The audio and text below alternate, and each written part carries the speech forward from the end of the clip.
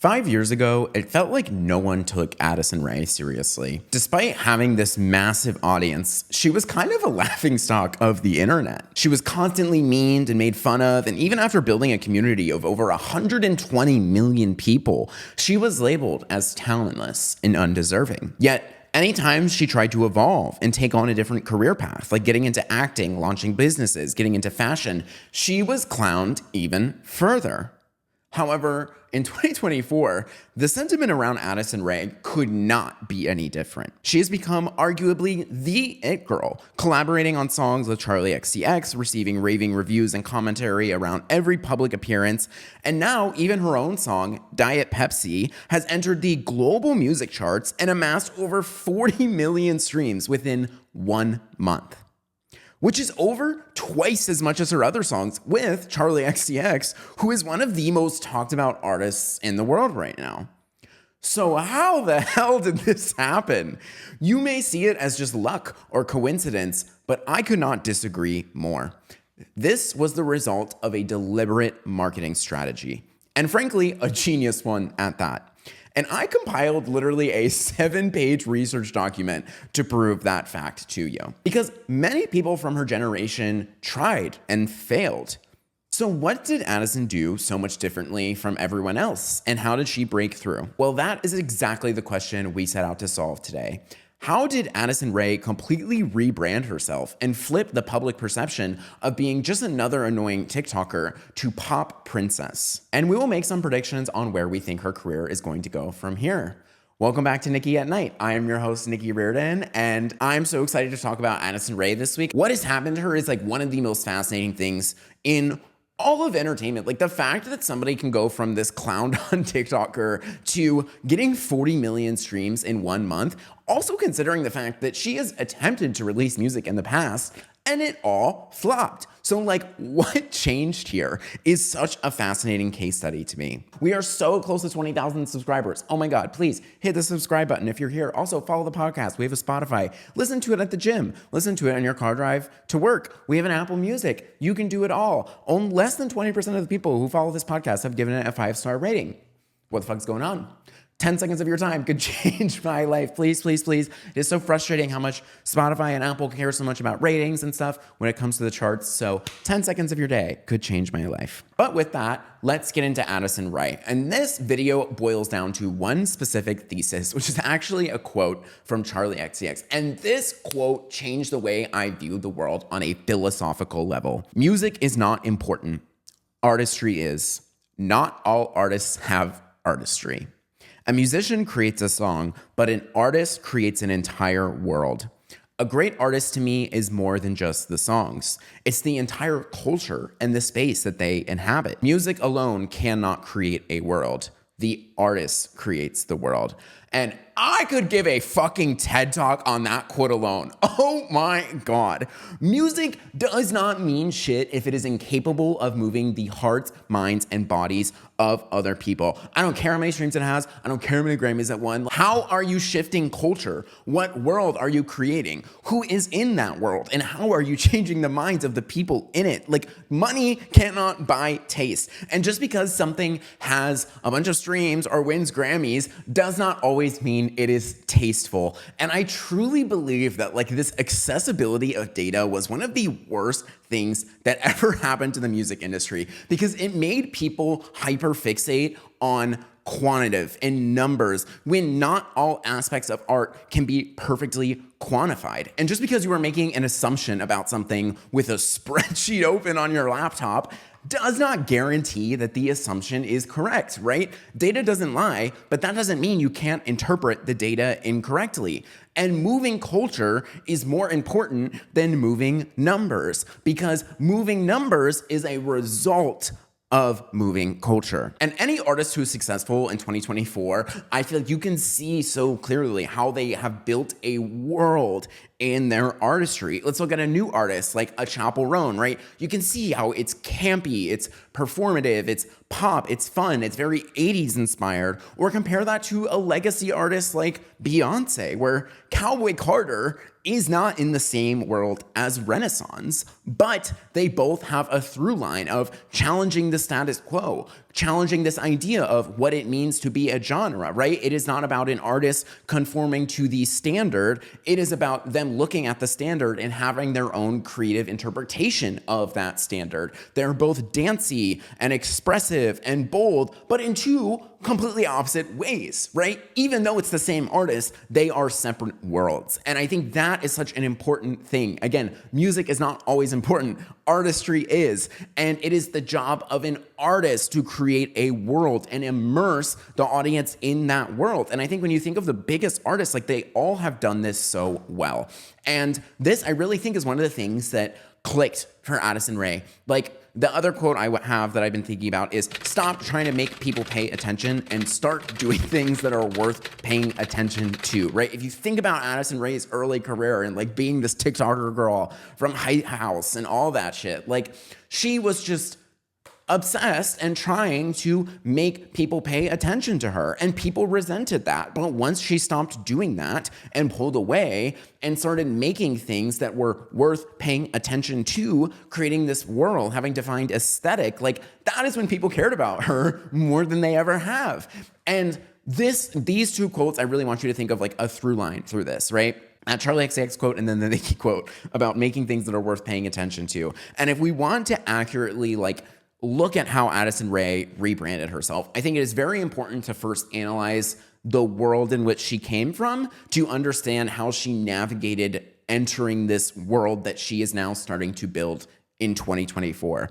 So going to Addison Rae's early career, she started as a TikToker in 2019 and grew 1 million followers in less than a year. So she was going to LSU at the time, moved to LA, joined the Hype House, which is such an interesting moment in internet culture. It is so interesting to see something that has so much attention around it, yet also so much hatred and around it and people being annoyed by it. And I think like as a marketer or as a student of the internet and internet culture, like even if you don't like the thing, if there are hundreds of millions of people engaging and watching and listening to something every single day, it is worth paying attention to. Like, even if you don't like it personally, right? Never really watched anything to do with Hype House, ever followed any of them. Like, I did not care. But I was fascinated that there were teenagers building these communities of hundreds of millions of people who all loved something that I could not even understand.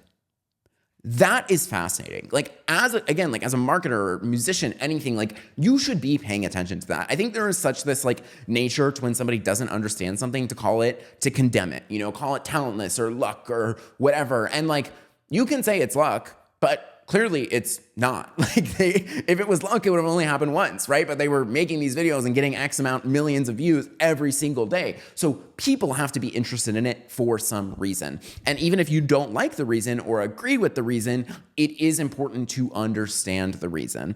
And I think that is really where like the internet, especially these young teenagers fell in love with this concept of like the perfect girl or boy next door. I think especially as there was this pandemic and people were denied that experience in their own high school, it was really romanticized to see these kids who were like aspirational yet relatable at the same time. Yet like aspirational in the sense that they were rich and getting all this attention and we're getting to hang out with celebrities or hang out with each other, yet were relatable in the sense that like they weren't doing anything that felt so out of the ordinary, right? Like Charli D'Amelio or Addison Rae doing the Renegade in their bedroom is something that 13-year-old girl watching the video can also do, right? Like that, not everybody feels the same way when they're like listening to Ariana Grande sing, for example, right? Like we can't hit those notes, but you can do that dance or whatever. And I think that was like a super interesting thing. And also again, this obsession with like this girl next door persona. And I think that is like the world that Addison Rae really immerses herself in the beginning of this career. And you can even see like her brand partnerships with things like American Eagle and Hollister and L'Oreal. And they loved this, I think, idea of somebody with like a big audience who also was beautiful, but not like model beautiful, where like a model is like intimidating and scary, yet like an Addison Rae feels like the most beautiful girl in your high school. You know what I mean? She's popular and people like her and they're interested in her, but something about her also doesn't feel completely out of reach the way, I don't know, like a Tyra Banks does to me. You know what I mean? Like she's so beautiful and has like this face, like a model face. And it's a different standard. And I think that was like super, super interesting. You know, as we go into 2020, we see how all of these, you know, like Addison built these massive audiences, but really didn't know what to do with them. And I think I call this like the D'Amelio trap of the internet, because I think they're the two, like the D'Amelios were the people who never escaped from it, where they kind of stumbled into this fame and this audience and didn't know what to make out of it and still don't, right? Because normally if somebody gets successful for doing something, right? Like they're a fashion designer or model or actress or a musician, like they spend years of their life yearning for it and thinking about it. And, you know, like imagining all the songs they would create or all the music videos they would create if they could, or, you know, like if you're a makeup artist and you're thinking about like all the times that you had to buy dollar store makeup and that you wish you could get this one product in this way. Like there is this life of being a consumer before this life of being the creator. And I think what was so interesting about like Addison and these kids was like, there was no life of the consumer. So then once they became somebody with this ability to create these things, there wasn't fully this like understanding and depth behind it. And you see that with like Addison Rae launching a beauty line that ends up getting canceled by Sephora. Then she gets into acting with things like He's All That on Netflix.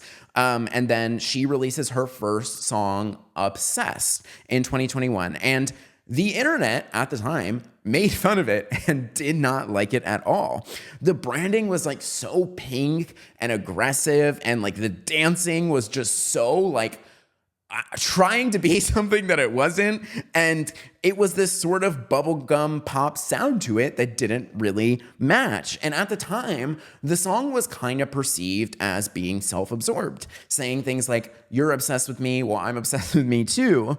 And what's interesting is later on when this EP comes out, like after this sort of rebranding has taken place, this exact same song is not perceived as out of touch. It's perceived as like campy. You know what I mean? Like, oh, everybody's so obsessed with me and it's so funny, blah, blah, blah. Like it's self-aware. But when it was initially released, people did not think of it that way, which is very fascinating. And also, you know, you see how she would attended things like the Met Gala in 21 and 2022, and people were resentful. They were resentful of the idea that somebody could get, I guess, to these peaks of entertainment, right? Like getting to launch a brand in Sephora, getting to have be the star in a Netflix movie, getting to go to the Met Gala without feeling like they had like earned it, or I guess like creatively contributed some sort of art that made them deserving to be there.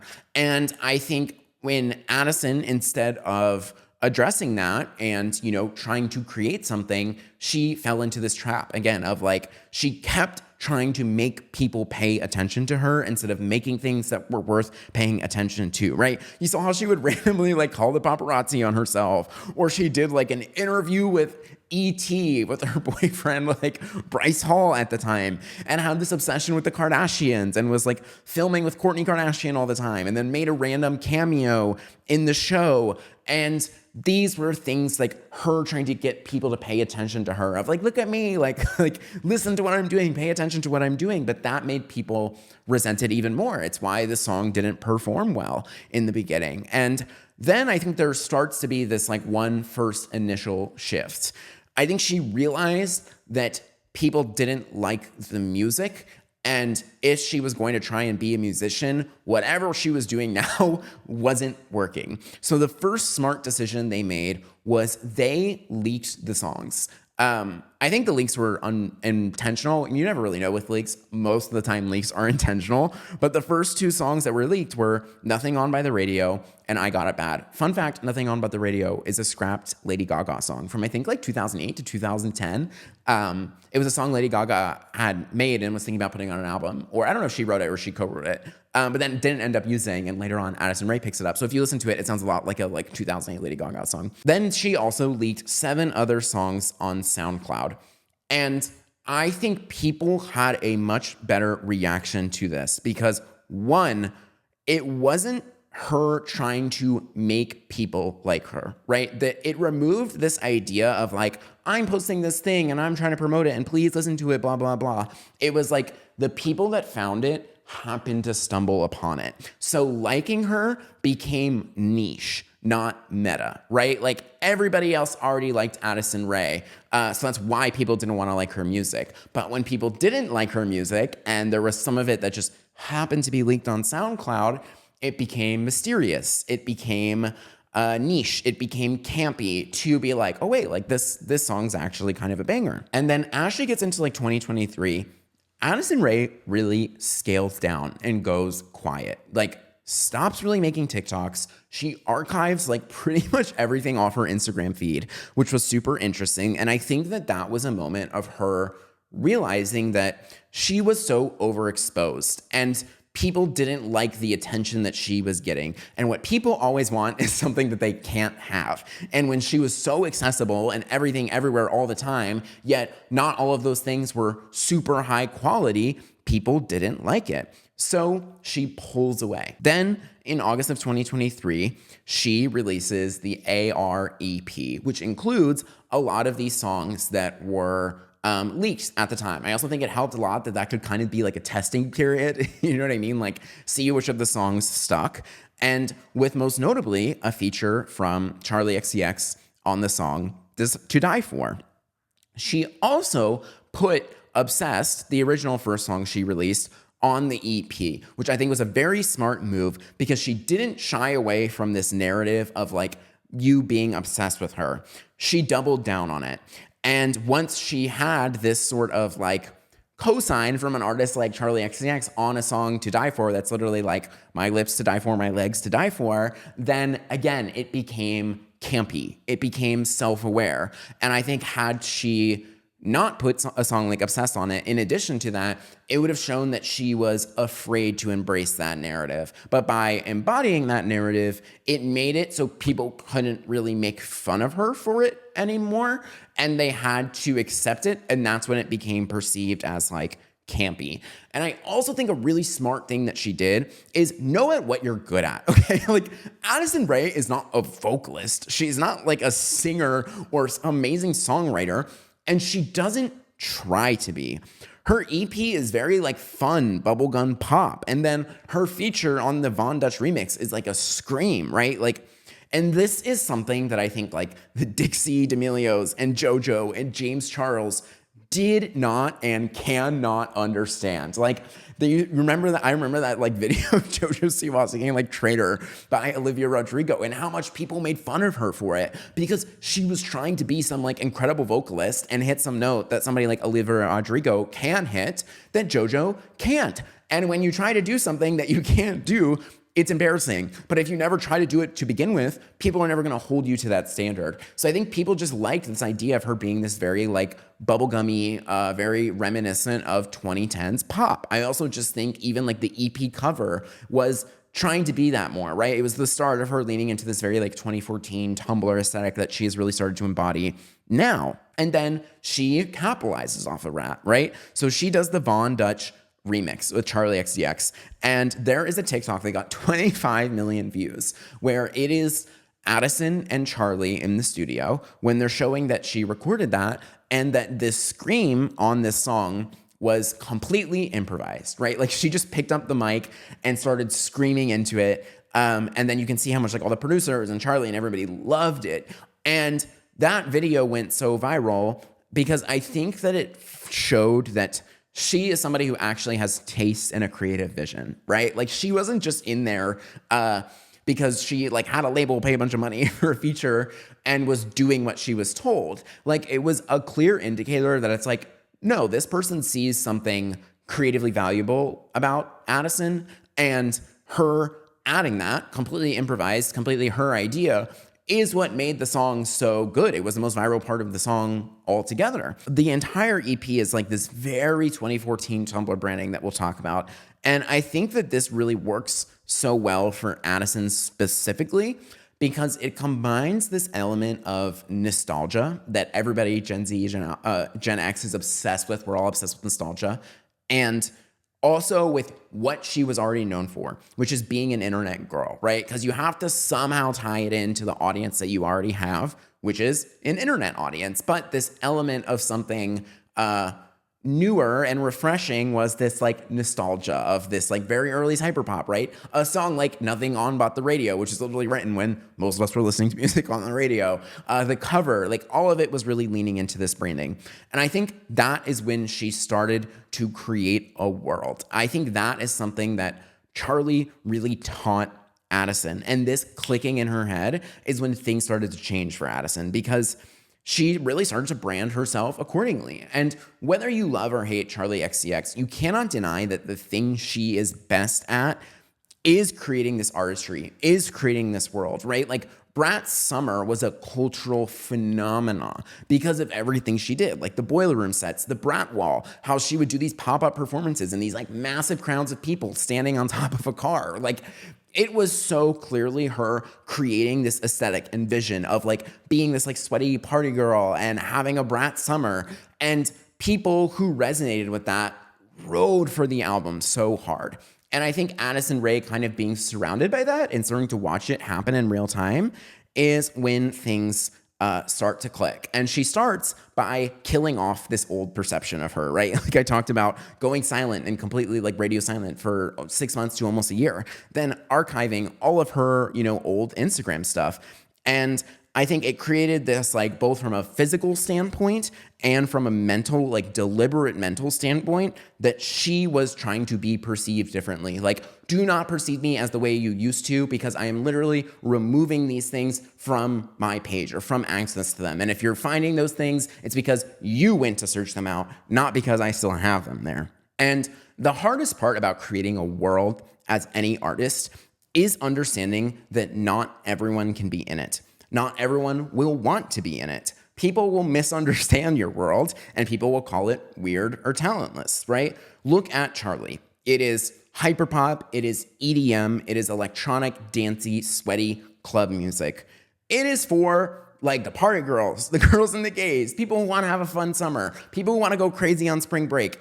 It is not for most people. And people who dislike Charli, 99% of the criticism you hear is because they don't like that world, right? Like they're not a part of that. They're not trying to do that. That's not their idea of fun. She understands if they don't like that, those aren't the people I'm trying to appeal to. Like I don't really care what they think. What I need to think is these people who resonate with me, people who identify with this lifestyle, these aesthetic, like if they like it, that's what matters.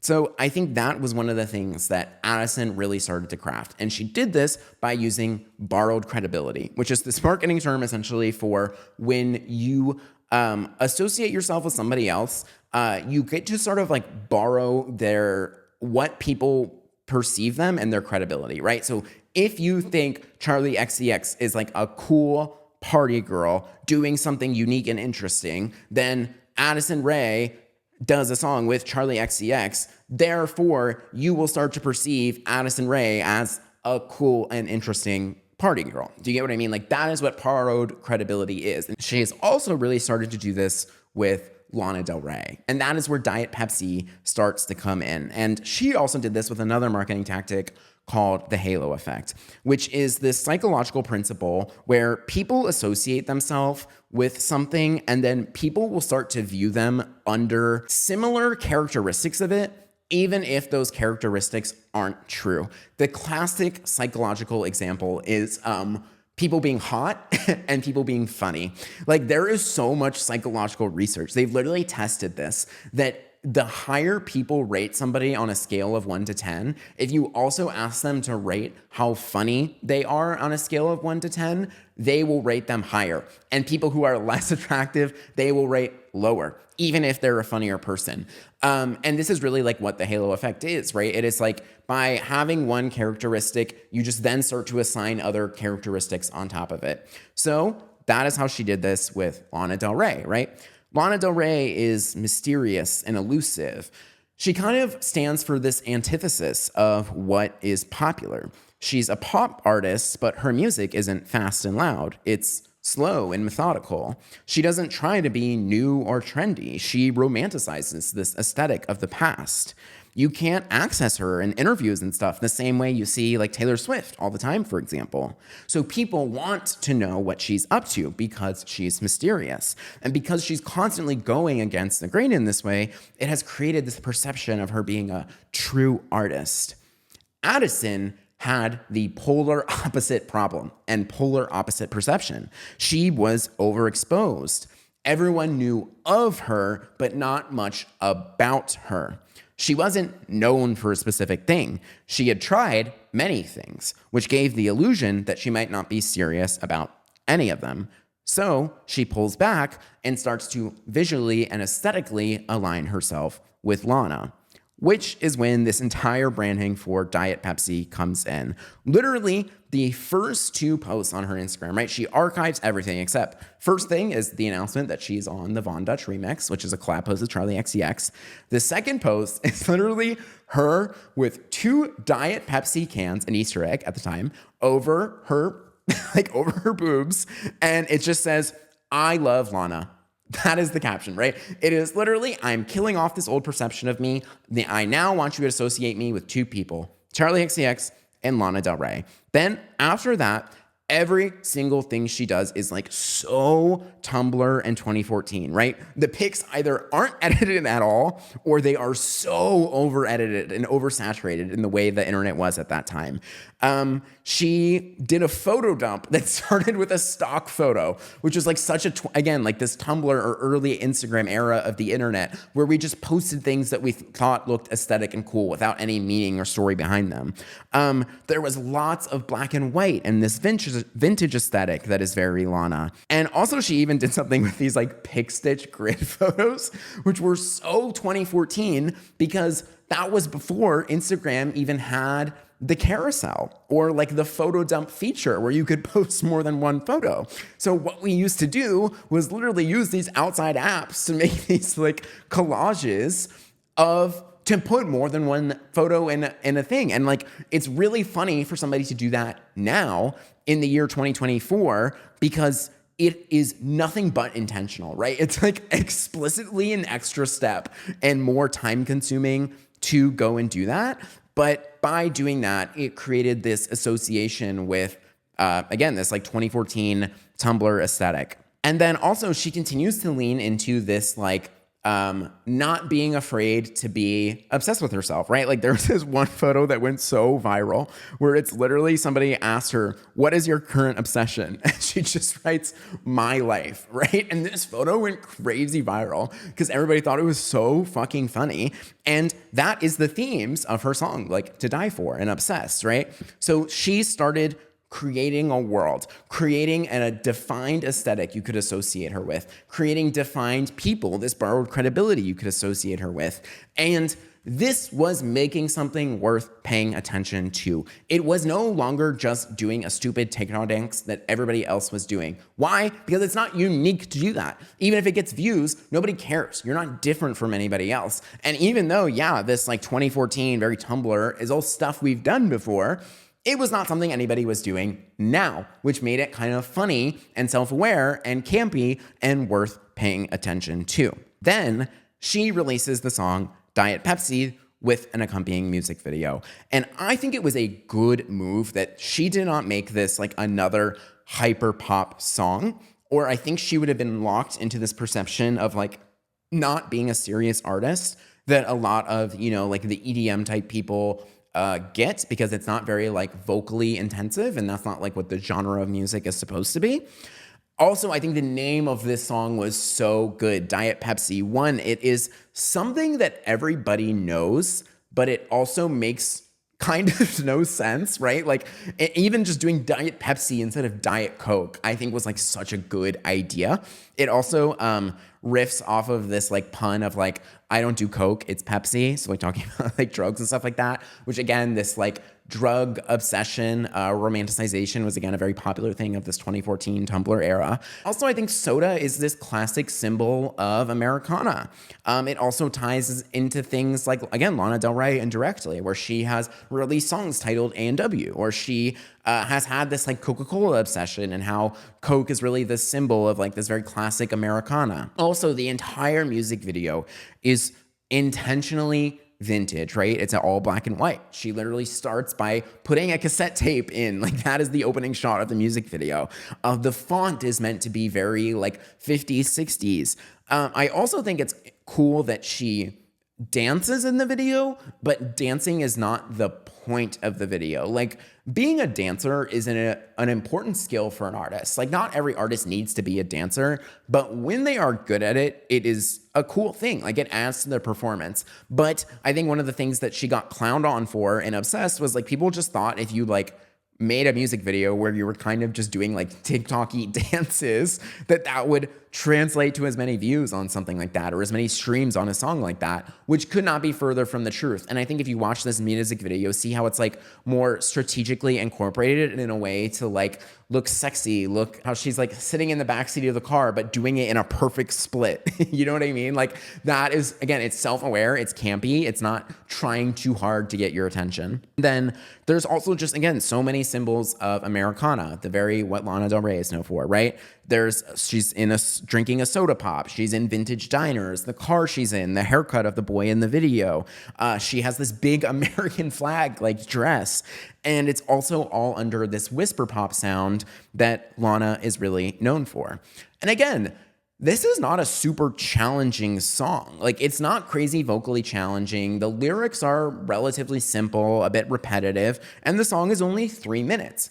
But it has a very distinct point of view for who would like it and why they would like it, right? And I guarantee if you were to look at the #1 artist of the majority of the people who streamed that song, it would be Charlie or Lana, the girls and the gays, essentially.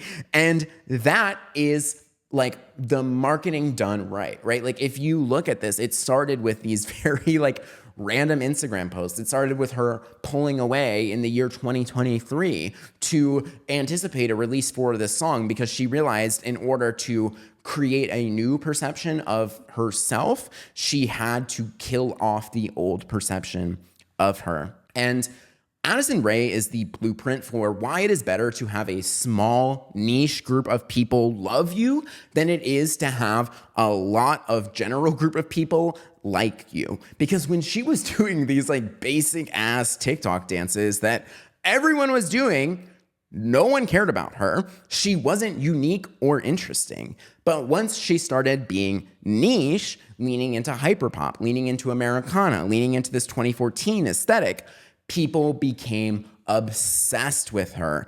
And when you try to appeal to everyone, you end up appealing to no one. But if you make yourself resonate with one specific group, that group will ride for you and treat you like one of their own, right? And it's so, Addison Rae is such a fascinating example of this because she was like more popular and getting more views doing those stupid TikTok dances, right? But it was understanding that views and exposure does not equal artistry. And in order to be perceived as an artist, she needed to create a world. And creating a world means doing something different from everybody else. So that had to stop her doing the thing that she was known for and sacrificing those views and that attention to make something that was worth paying attention to. Again, stop trying to make people pay attention and start making something that is worth paying attention to. This is how Addison Rae completely flipped this public perception of her, right? She used to do anything she could to get attention,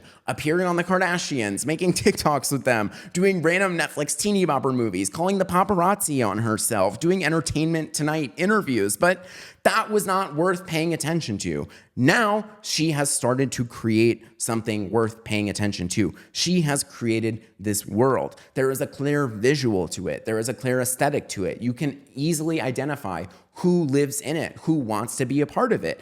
And by not trying to appeal to everyone, she ended up appealing to more people because it was specific and the depth of connection matters. I think this is, again, when I talk about like why I think numbers and quantitative data has really destroyed like music and marketing in so many ways, is because people think that all connections are created equal. And that could not be further from the truth. Like, even as a creator myself, right? Like, I can tell you that 100,000 views on a TikTok versus 100,000 views on a YouTube video of mine are not even remotely comparable, right? Because my YouTube videos are 45 minutes long. So if 100,000 people watch me for 45 minutes, that is the same as that one person on TikTok watching 45 of my TikToks, which would be like a month and a half worth of content. right? These are not the same thing. And that is true for music and all forms of art as well. Like, not all connections are created equal. And the music industry really fumbled the bag post-pandemic because they thought that just these people with big audiences would be like, okay, great. Well, if they have like a 1% conversion rate and if they have, 80 million subs, then we can assume that's 800,000 streams in the first week or whatever, blah, blah, blah. And that ended up not being true on multiple people and multiple genres of all things. Like, not all communities are created equal, and the depth of the connection matters. And it is better to have a small group of people that love you and resonate with you and connect with you than it is to have many quantity that just kind of know you exist and don't really care about you. Like, quality over quantity is so real in all aspects of things, and data and numbers are incapable of reflecting that. So what does Addison Rae do next? I think the number one thing she needs to do is continue building this world. Like, it's really working for her. Diet Pepsi has like taken off in a way that I think she didn't even imagine. And she needs to define it as to how it is uniquely Addison, right? She's really benefited off of this borrowed credibility so far from Charlie XCX, kind of being this like it girl, party girl, and also Lana being this very like romanticized Americana, vintagey, 2014 aesthetic. But she has yet to define how Addison's version of those two things are different from their version of those two things. And I think if she really wants to be able to identify with this long term, she needs to find a way that makes it a bit more unique to her specifically. And I also think she's really in this make or break moment where everything she does needs to be in line with building and defining this world. Like, I would not take a brand deal from Zara right now if I was her, but I would take a brand deal from like Ford trucks. You know what I mean? Like, even if those things seem like counterintuitive to her audience, because if she wants people to perceive her as an artist, she has to do something that the artist would do. And if she does something that an influencer will do, that is how people will think of her. And then I think she really needs to keep this momentum, like one more single within the next 2 to 4 months. And then 2025 is absolutely the year for her to release an album. Every major pop artist has or is releasing an album this year, which means they will all be on tour next year, which means that we will be in this like massive deficit of like new pop music. Everything I think we're going to be listening to in 2025 is going to be things that were released this year, but maybe just like didn't get as much attention until they like went viral as a performance or went viral on tour. So I do think that there will be this really big hungering for new music. And I think she has an opportunity to really step in there. And then she also needs to define a signature sound or style that is unique to her. I think the visuals and the branding is incredible. Like, it's already there almost. But I don't think I could listen to a song by another artist and be like, oh, that's so Addison Rae. And I think she needs to do that with these next like singles or album. But in conclusion, I think that this is like one of the most interesting rebrands in history, truly. Like, it is so fascinating to me how many people with hundreds of millions of followers, I think of Dixie D'Amelio, Charlie D'Amelio, Bella Poarch, Lil Huddy, Jojo Siwa, have been trying for years to do this. And not a single one of them really achieved it. And that is because they did not focus on building a world. They did not focus on being an artist. And I think what Addison understands is how to be an artist. Even if she doesn't fully understand how to make music yet, she understands how to be an artist. And she understands that if you want people to pay attention, you have to make things that are worth paying attention to. So that is the rebrand of Addison Rae. Please subscribe to the channel. Follow us on Spotify. Please, we're so close to a top 25 ranking. So guys, please, please, please, we can do it by the end of the year. Top 10 by the end of this year is our goal. We're so close to 20K. Sub, I love you. And I'll see you next week. Bye.